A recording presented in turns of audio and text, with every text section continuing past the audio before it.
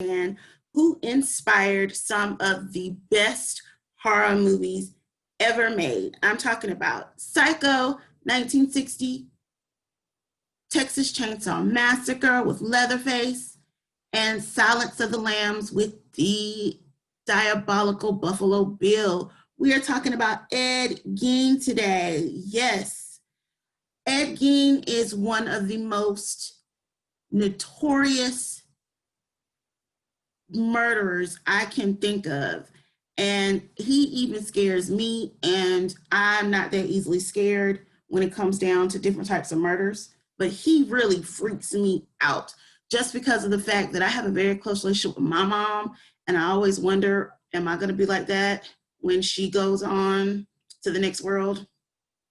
Anyway, it also tells us or gives us a glimpse into what can happen if you are constantly preaching to your child fire and brimstone and only teaching your children about the book of Revelations.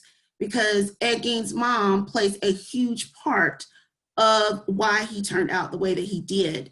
We're still on our series, Focus on the Family. And so we're going to talk about Ed Gein today. Like I said, if you guys like some of these videos that I'm doing, I am posting this for the first time on my YouTube channel tomorrow. As soon as I get that updated, I will put it in our group.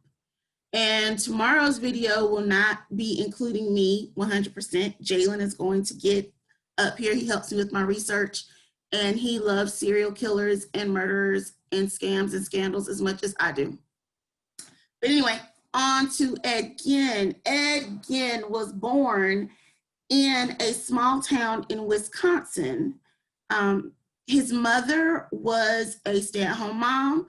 Like I said, she taught that fire and brimstone Christian woman, very, very conservative, didn't like men and women living out of wedlock, which a lot of people were that same way at that time.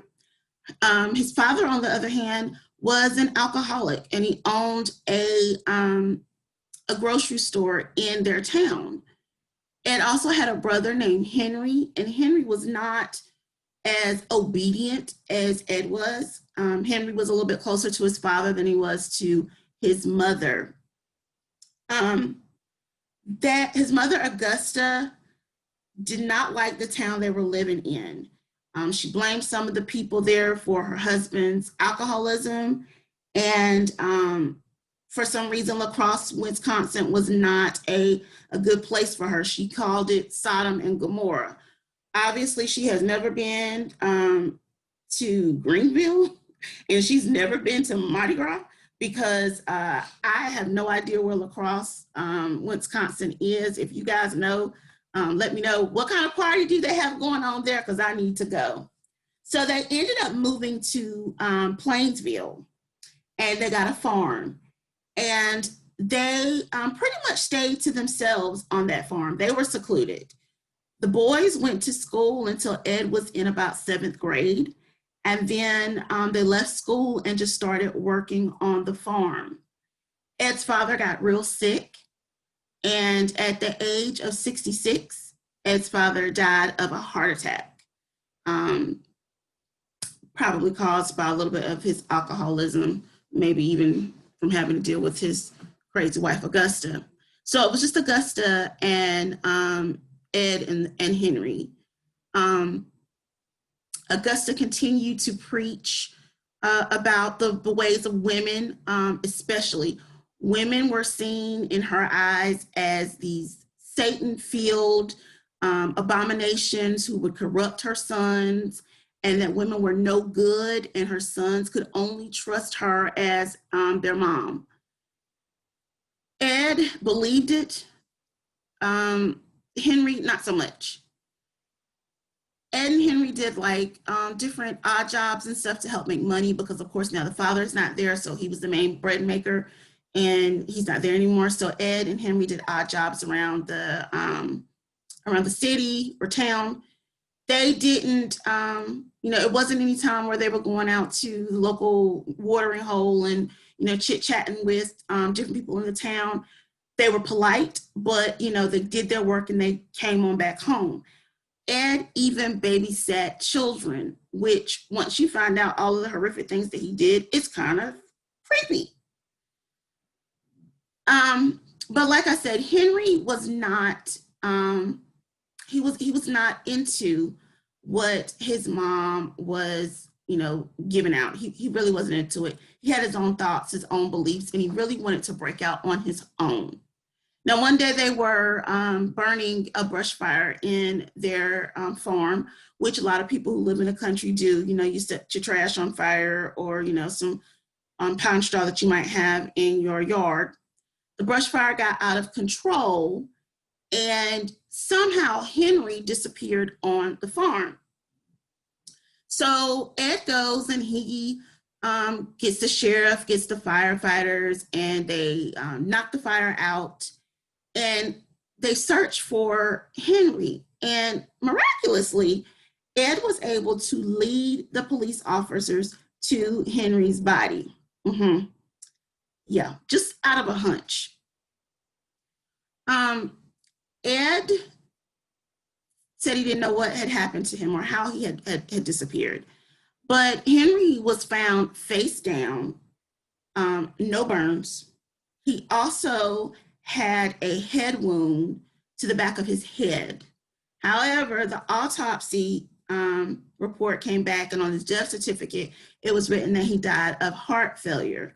This would later be changed to strangulation, but no one suspected Ed. I mean, Ed, like I said, was this straight-laced guy. He was the kind of guy who would help you out if you needed help. He, smooth talker.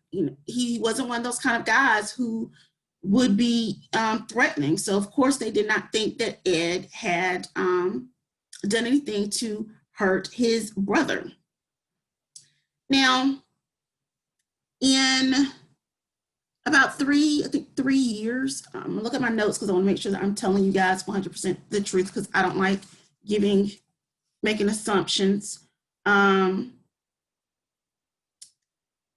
2 or 3 years after his brother died, his mom had her first stroke. And of course, that means that she was 100% dependent on Ed. One day, Ed and his mom were out in the yard, and they saw their neighbor, and their neighbor was beating a dog, and the dog, having that dog being beat, upset the mom, so Ed thought. But the mother was really upset about the fact that the man was living with a woman who was begging him to stop beating the dog. He was living with this woman who was not his wife. And of course, this woman became all kinds of whores and sluts and all different types of names that Ed's mom could think of to call her. And within a couple of weeks, Ed's mom had another stroke, and this time the stroke took her.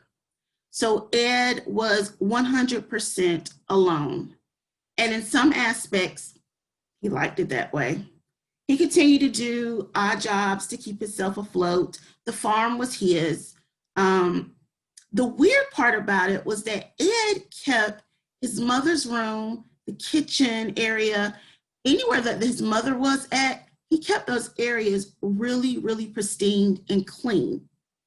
Everywhere else in the house was a total trash, like episodes of Hoarders. So leading up to Ed and his murders, I'm gonna look at my notes again, guys, because I want to make sure that I'm telling you guys correctly, because I don't like not being accurate.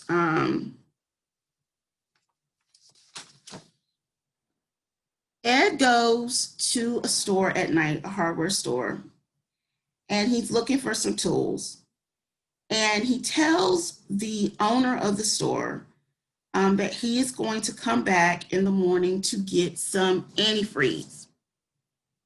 Now, the owner of the store, Mrs. Warden, Miss Bernice Warden, she disappears. Her son, who is a deputy, goes into the store, and the cash register is open and there's blood everywhere. But he remembers that Ed was supposed to come back the next day. Ed They go and they search for Ed. They find him at a grocery store and they arrest him.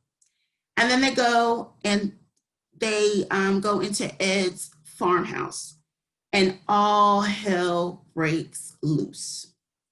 They find some of the most disturbing things in his house. Some of these things I'm definitely not going to show you any pictures because there are pictures online and it's gruesome not showing you that, just in case kids watch this, definitely not going to show you that. But he was obsessed with women. He killed Miss Bernice, and he also killed another woman by the name of Mary Hogan, and they found her face in his house. They also found bowls made of skulls. They found the vulvas of teenage girls. They found leggings made of skin, and they found a chair made of human skin. Now, he admitted to killing 2 women, but the other bodies and body parts he got from going and robbing people's graves of their bodies. He wanted to be able to create himself into a woman to be his mother. Sounds familiar if you've seen Psycho. So he goes to court. You know, he's already said he did this, but he pleads insanity. And the judge, because he didn't have a jury trial, he had a judge. The judge decided that he was criminally insane. And he ended up spending the rest of his life in an institution in Wisconsin. And he died in 1984 of respiratory failure brought on by lung cancer. So he lived pretty long. His house, his farm, mysteriously, it was supposed to be auctioned off in the 50s, but it mysteriously was burnt down on Palm Sunday, bringing that town to have at least a little bit of closure. There was no way people could go there and make it into a shrine or a place where they could go visit. Also, he had a grave marker, but that marker was removed and now his grave is unmarked, probably for the exact same reason. Ed Gein was a twisted little soul. I wish that there was more information on his mom. I think, and you'll see with a lot of these people that we cover, the moms play a big role, especially in the men, which kind of scares me because I have 2 boys and I don't want them to turn out to be, you know, killers. But the moms play big roles in this. And I do believe that there is a connection there and that maybe the mom has gone through something too. I'm also suspect as to how close Ed Gein and his mother, Augusta, were. You know, were they close? Were there some incest and stuff involved in that relationship? Because he never dated any woman. His mother was his woman. And as Norman Bates says in the movie Psycho, a boy's best friend is his mother. And I'm gonna leave you guys with that. If you like the video, let me know. Like I said, we are working on the YouTube channel, so we don't have to keep posting videos so much in our group, and we can just actually talk and discuss different crimes. If you know anybody who likes mysteries, murders, scandals, and scams, definitely add them to the group. You guys have that power. If you have any people that you'd like me to talk about, any specific murders or scams that you're aware of, or you just want to share your thoughts on different things, please don't hesitate to put a comment down or start a group thread. So you guys have a good night.